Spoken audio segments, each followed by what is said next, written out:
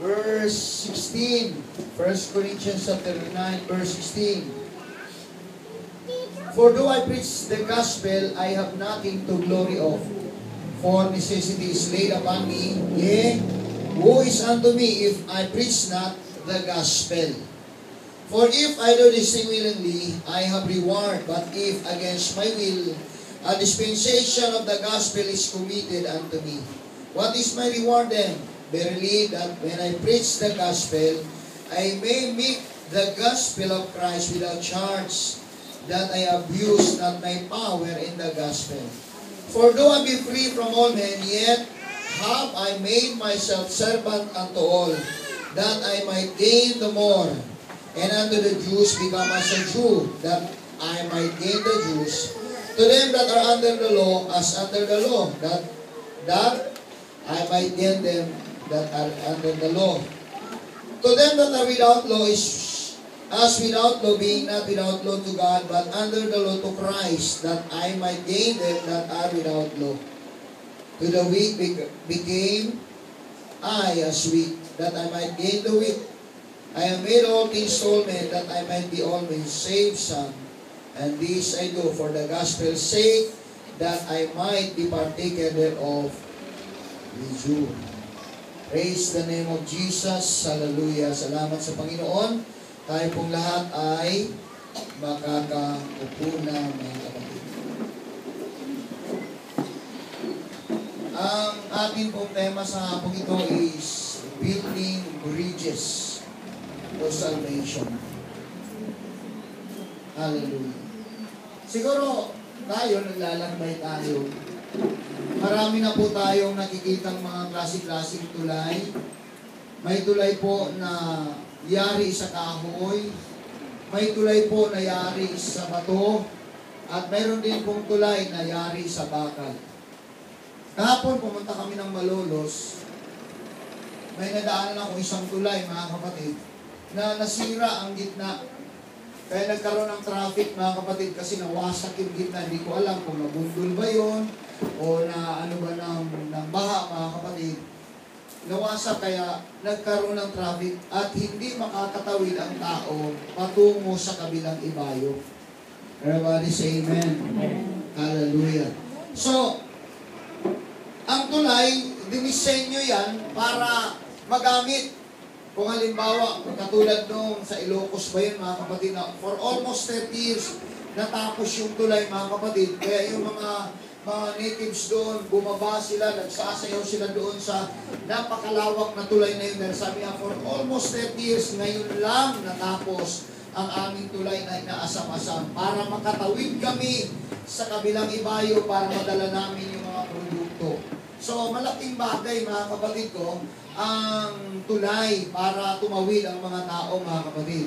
Nung umuwi ako sometimes in Davao, mga kapatid, nung doon na nag-tracking ako, trip ko lang mag-tracking.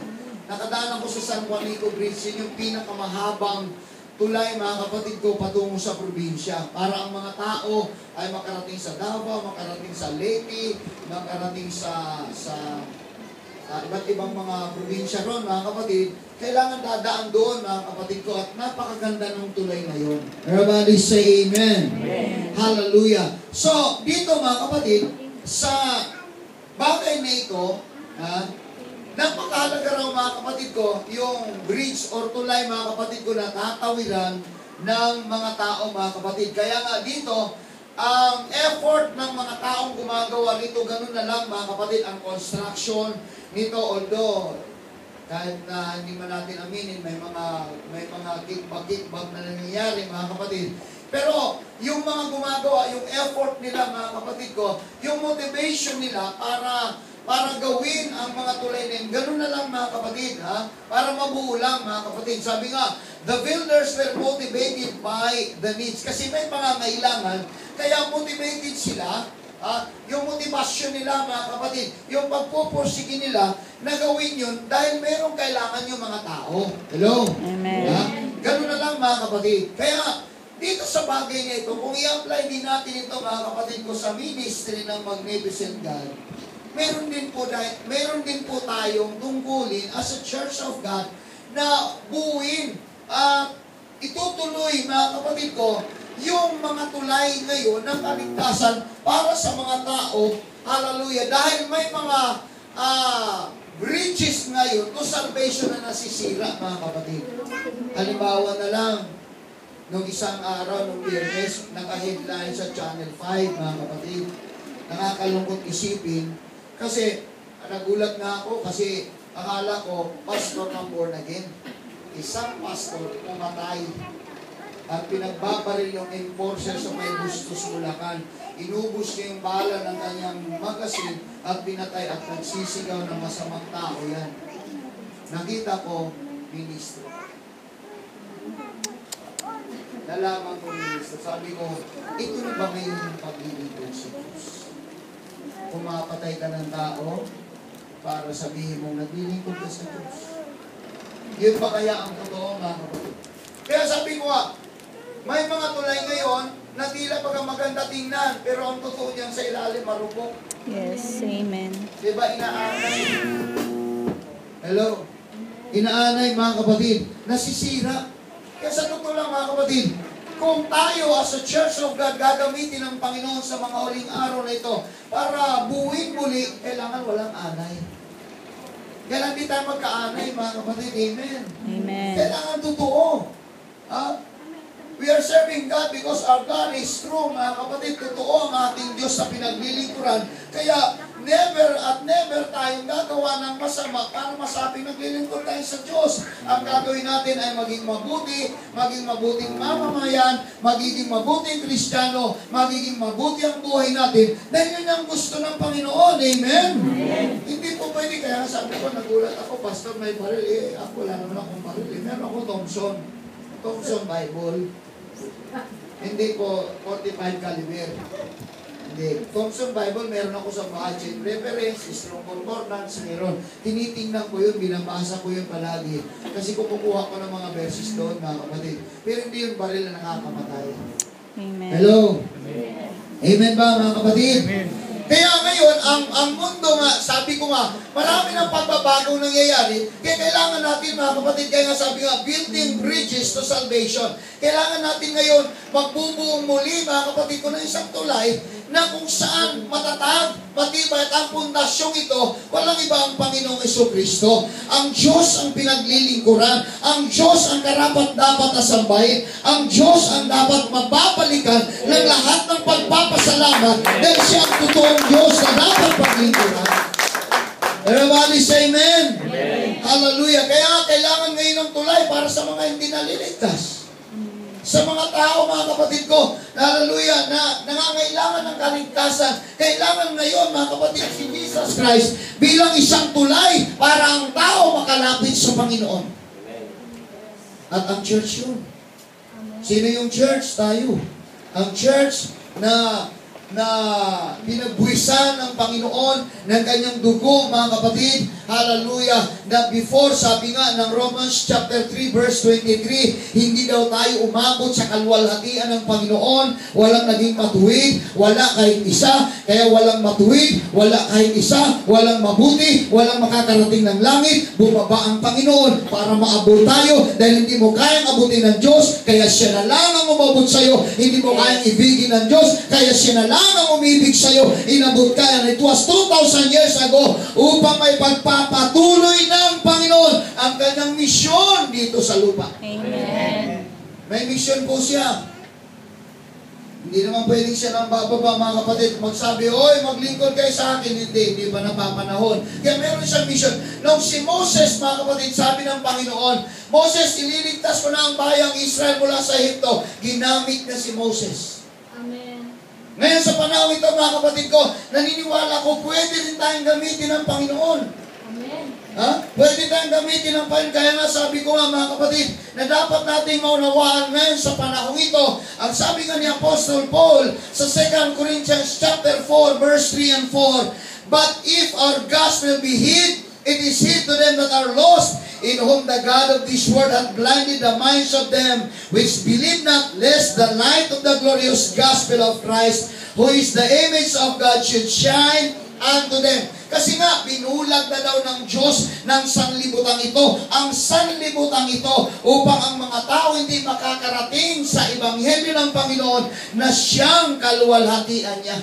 Amen. O, binubulag na ngayon. Yes. Maraming paniniwala ngayon, mga kapatid ko, nalihis sa paniniwala ng ating Panginoon. Yes. Hallelujah. Kaya nga yung mga lost people, mga kapatid, ang church talagang magpapakilala. Ang church talagang magsasabi kung gaano kabuti ng Panginoon. Kasi merong bumubulag, ikaw talagang magtatanggal ng puwing sa mata ng mga lost people. Ikaw talagang magtatanggal. Ikaw talagang maging testimony. Ikaw talagang maging liwanag. Ikaw talaga ang namumuhay sa buhay ng Panginoong Jesucristo sa lupa upang ang tao ay makakalapit sa Diyos. Amen. Everybody say amen. Let's clap our hands to Jesus. Hallelujah. Lost people, number 1. Pangalawa, the disconnected believer needs a bridge. Yung mga mananampalataya na hindi na mananampalataya. Yung mga mananampalataya na nangihina. Yes. Yung mga mananampalataya na wala na ngayon. Yes. Ang muli magtatayo ng tulay para makabalik sila sa Panginoon ay ang mga anak ng Diyos. Amen. Tayo yun. Tayo ngayon ang gagamitin sa mga huling panahon, mga kapatid. Sabi ko nga, pagka ang church, mga kapatid ko, hindi na nagproklama ng Ebanghelyo, ikaw ang kailangan ngayon to proclaim the gospel of Jesus Christ. Ikaw na ngayon ang magsasalita. Ikaw na ngayon ang magpapahayag dahil ayaw na nila. Tinatamad ng ibang Kristiyano. Yes. Amen. Wala nang gana. Hello. Amen. Amen. Amen. Everybody say praise the Lord. Praise the Lord. Hallelujah. Anong dapat gawin, mga kapatid? Ito ang sabi ni John, chapter 15, verse 12. This is my commandment, that ye love one another as I have loved you. Yun na yung tungkulin ng church ngayon, ang umibig, Yes. ang magmahal, ang maging caring church. Wala nang maninisod. Wala nang titisurin. Dapat ang church ngayon na caring church. Diba? Amen. Kasi ang tao ngayon hopeless na eh. Ang tao ngayon problematic. Ang tao ngayon pag may problema lalapit sa'yo, mga kapatid ko, kailangan mong arugain. Yes. Kailangan mong mamahalin. Kailangan mong pakasamahan. Kailangan, kasi ito yung commandments that ye love one another. Amen. Para walang patayan. Para walang samaan, para walang digmaan, tapatan ang pagmamahal. Di ba tama? Amen. Hindi na kailangan bakbakan ngayon, sigawan dito, sigawan doon, batuhan dito, riot dito, bugbugan dito, bugbugan doon. Hindi kailangan ngayon yan. Ang kailangan ngayon, pagmamahal. Hello? Pag-aruga. Kaya sabi ko nga, ang church na ito ay magiging caregiver. Tagapag-alaga. Tama yun. Di bali lang ikaw mag-alaga, huwag ikaw maalagaan.